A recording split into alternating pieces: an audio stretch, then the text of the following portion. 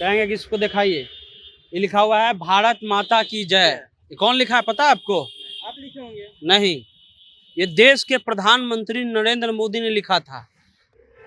2014 हुंकार rally bomb blast में कई लोगों की जान चली गई थी। उसमें से फतुआ का राजनारायण सिंह का परिवार, उसकी जान वहां चली गई।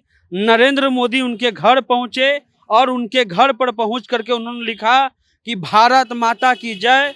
और भारत माता की जय लिखने के बाद जो है वहां से जो गायब हुए, उसके बाद वो दिखे ही नहीं। कहेंगे राज्य सरकार ने यानी नीतीश कुमार की सरकार ने उसके परिवार को मुआवजा दिया था और उसके अलावा बीजेपी के तरफ से 5 लाख रुपए दिए गए थे। यही तो सवाल है कि प्रधानमंत्री ने जो कहा कि हम गोद ले लेंगे, हम नौकरी देंगे। नौकरी तो बिना तैयारी का कैसे मिलेगा? आखिर सरकार के पास नियम कानून है ना जी। ऐसा तो नहीं होगा कि उसके यहाँ कोई पढ़ल नहीं होगा। दिल्ली में जो लोग जा रहे हैं वो ध्यान रखें अपने शरीर का, अपने सुरक्षा का, अपना ख्याल रखें, अपने परिवार के बारे में सोचे, तब रैली के बारे में सोचे।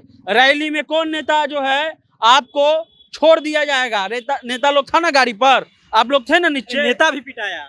विधानसभा मार्च के दौरान बीजेपी के कार्यकर्ताओं के ऊपर डाकबंगला चौराहा पर प्रशासन के द्वारा लाठीचार्ज कर दिया गया, जिसके बाद कथित तौर पर एक कार्यकर्ता की मौत हो गई उस रैली में। जिसके बाद जो है सम्राट चौधरी का एक बयान आता है कि हम लोग जो बीजेपी पार्टी है बिहार की, वो 10 लाख रुपये और उन परिवार को गोद लेने की बात कही। इस पर हमारे साथ बात करने के लिए सन्नी जी हैं, सीनियर पत्रकार हैं। कैसे देखते हैं इस मामले को? कुछ देखना थोड़ी है, हम ये दिखा रहे हैं आपको।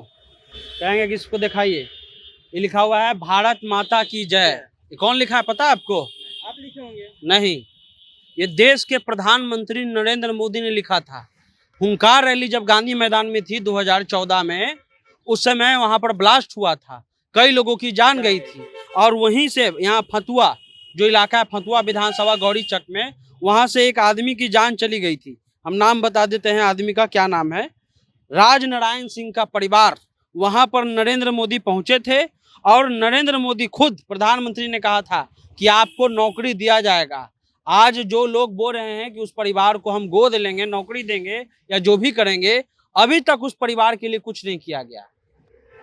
2014 हुंकार रैली बम ब्लास्ट में कई लोगों की जान चली गई थी। उसमें से फतुआ का राजनारायण सिंह का परिवार, उसकी जान वहां चली गई।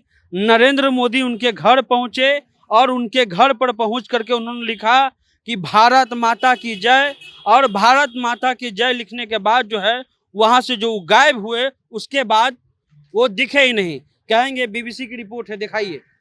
राजनारायण सिंह के बेटे मनोज सिंह की वो तस्वीर दिखाते हैं जब नरेंद्र मोदी 2 नवंबर 2013 को उनके घर आए थे।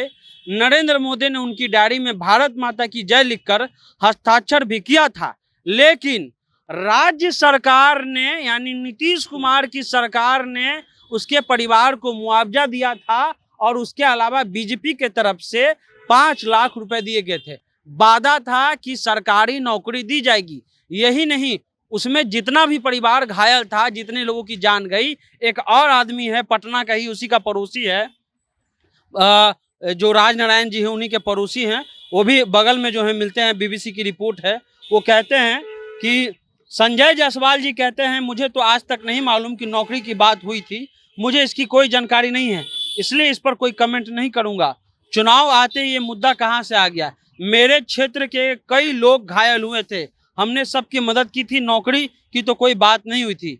उसके अलावा कमरजी गांव में राजनारायण सिंह के बगल वाले राम पुकार सिंह कहते हैं कि हुजूर, जब वहां रिपोर्टर गया, कि देखिए मेरे कमर में भी जो है थोड़ा सा दिक्कत था और हमको 30,000 रुपया कर्जा लेकर के इलाज कराना पड़ा था।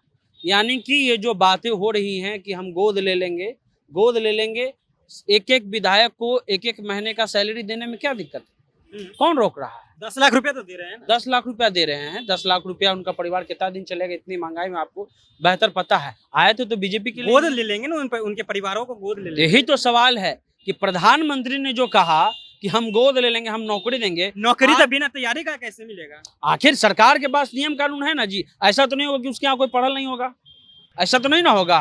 क्या उसका कोई सूद लेने गया? सवाल ये है, सूद लेने कोई जाएगा ना? 2013 के बाद प्रधानमंत्री जी तो यहाँ 8, 9 और 10 बार ऐबे किए हैं। विधायक आ गए होंगे।